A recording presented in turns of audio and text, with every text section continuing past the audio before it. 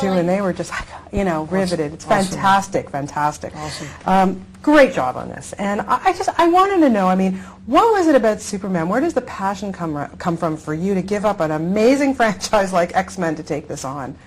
Well, it comes from the fact that if it wasn't for my fanship for Superman and for how that first film in 1978 showed that you can actually take a comic book character and make an epic movie out of it, I wouldn't have been involved with X-Men to begin with.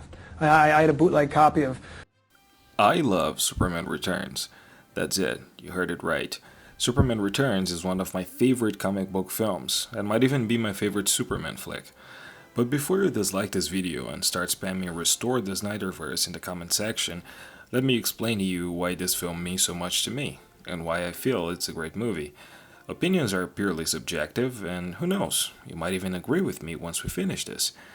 But before we get started, I'm Leo, and welcome to Leo is Not a Robot, a channel in which I'll talk about my favorite things, not so favorite things, guilty pleasures, and bad stuff. Yeah, pretentious as heck, I know. But give me a chance, will you? If you're curious about my takes, hit subscribe and like the video, send this to that friend that still thinks Superman Returns is lame, and let's have a chat.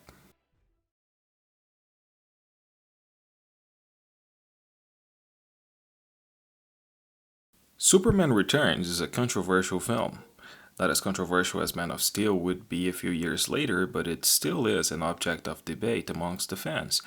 Why? It's actually simple.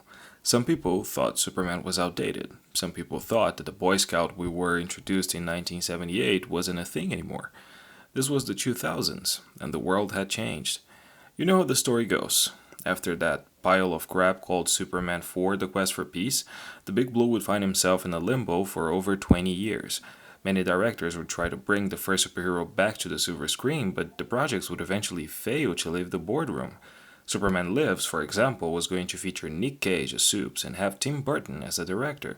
Flyby would have J.J. Abrams behind the wheel and have Henry Cavill and Robert Downey Jr. as Clark Kent and Lex Luthor respectively. You can find the script online for that film. Spoiler, it's trash. So eventually, Warner Brothers caved in and gave director Bryan Singer the chance to finally do something with their most iconic hero. Singer, let's be reminded, was the mind behind the X-Men in the early 2000s. And whether you like those movies or not, along with Sam Raimi's Spider-Man, those were the films that brought back the hope to comic book adaptations. They were relatively mature, well-crafted, and profited like hell. This was like asking your younger sibling if he wants more cookies after dinner.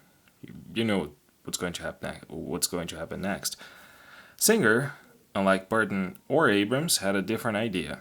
While the other two wanted to revitalize the character and bring a new look to his mythos, little Bryan wanted to make something that reminded the audience the first time they were introduced to Superman, the first time they believed the man could fly. That seemed like a good idea. Well, good enough.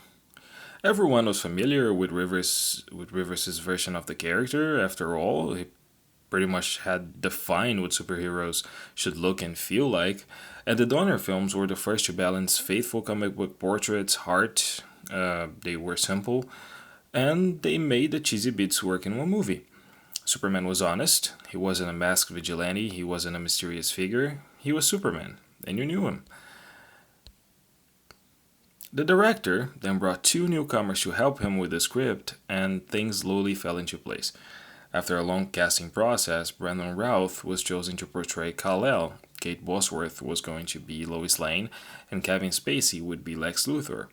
I still think it's funny how Spacey's Lex is supposed to be Gene Hackman's, but Jesse Eisenberg got the weird clothing.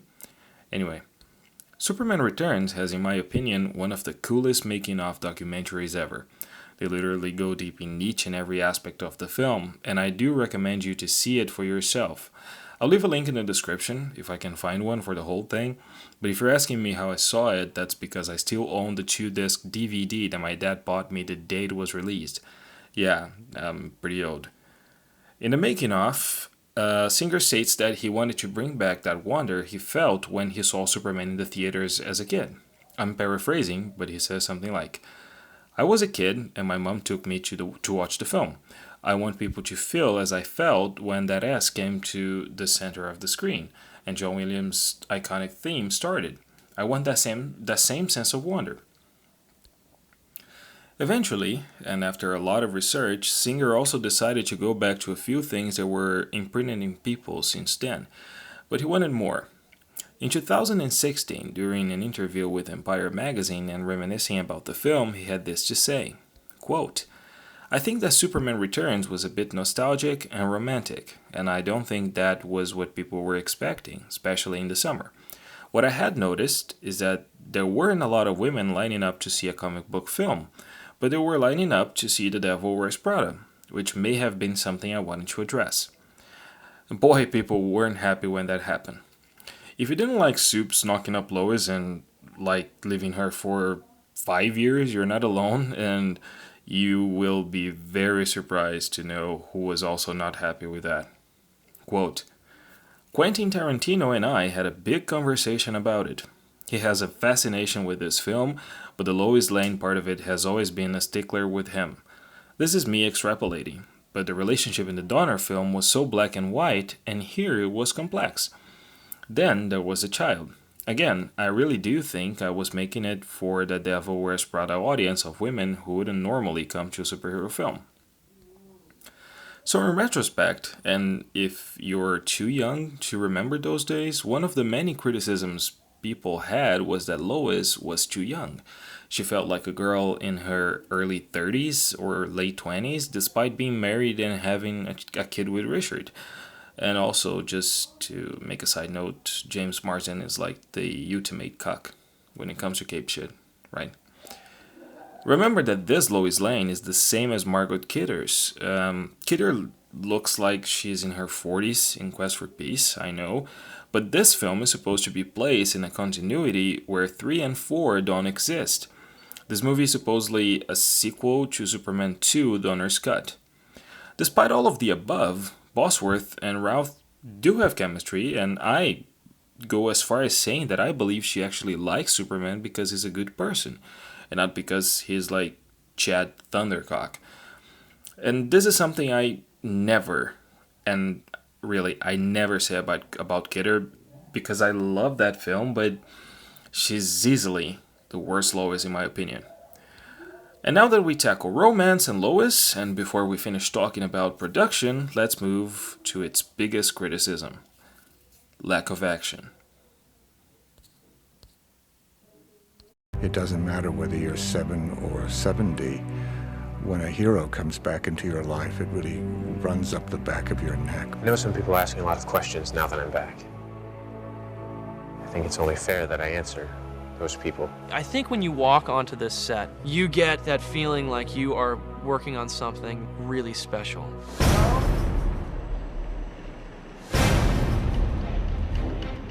I always thought, wouldn't it be interesting to have a return story? I wanted him to be away from society, away from Lois Lane, away from the Daily Planet, and return and have the world moved on in some respect.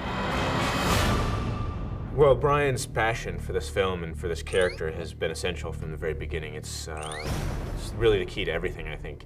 I think Bryan Singer is just an extraordinary director. He's got such an unbelievable vision for not only what he wants the film to be, but what the film should be. He's not overwhelmed by, in a sense, the iconicness of what this film is, because in his heart, he admires it so much. I think he honors it so much, and I think that audiences, are going to be pretty pleased with what he's come up with.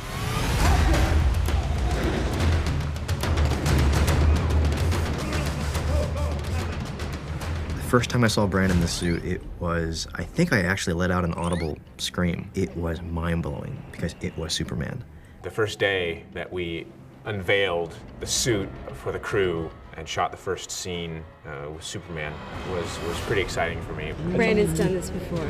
I told her I'm a freaking flyer, there's nothing to worry about. The first time I saw Brandon in the Superman costume, he comes walking into the room as Superman. Not just in the suit, but like completely as Superman. I think people are going to get in their Superman what they really want, what they're hoping for. All of the things I think you would expect and hope to see in a Superman movie, you're going to see in this film double, triple, and quadruple what you've seen before.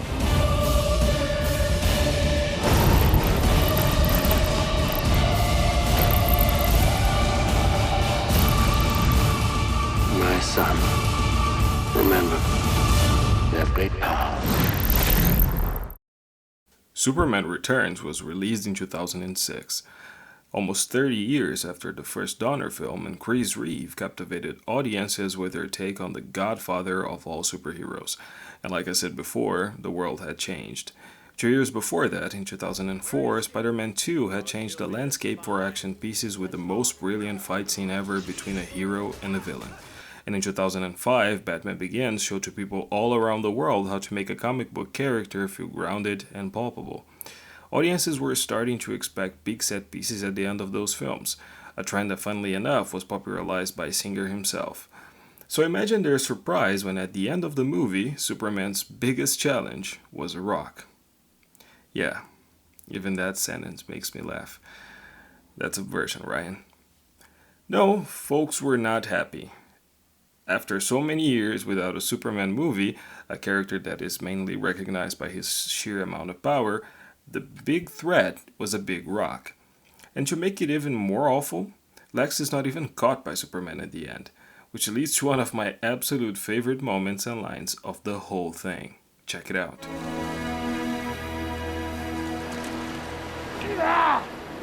Lex, we only have 6 of those.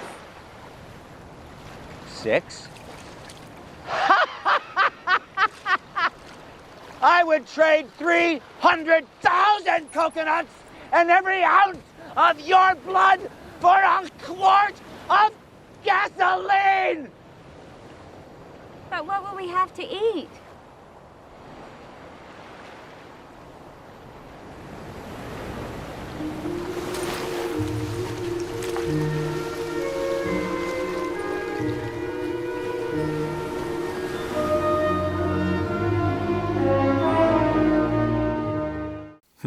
That is so good. The film would finish its run in the theaters grossing exactly $391,081,192, which was a problem because the budget was $270 million. That would be considered a huge disappointment by the studio, and it was, let's be honest. A sequel featuring Brainiac as the main villain and the development of Superman's son Jason was discussed and was going to be released in 2009. You can find the treatment for that script online too. But that was dropped after a while, leading to a cycle that keeps hunting Superman. And here we go.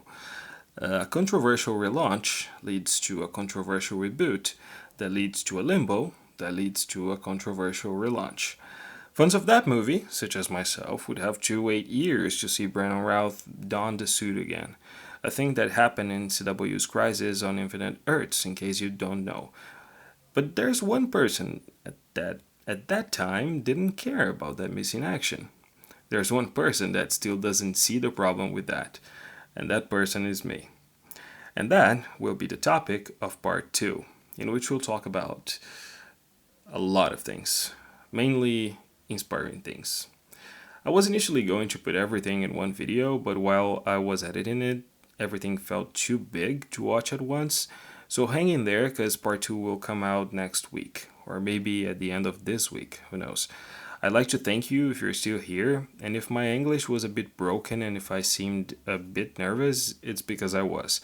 This is the first time I've ever recorded and edited something by myself, so I hope you guys enjoy it. Please like, share, and subscribe so you never miss anything this clown here posts. Leave your thoughts down below if you want. I'd like to have a chat with you, and actually, I'd really like to know if there's anyone else that loves this movie the same way I do. Anyway, thanks for watching the vid. See you soon. Bye bye.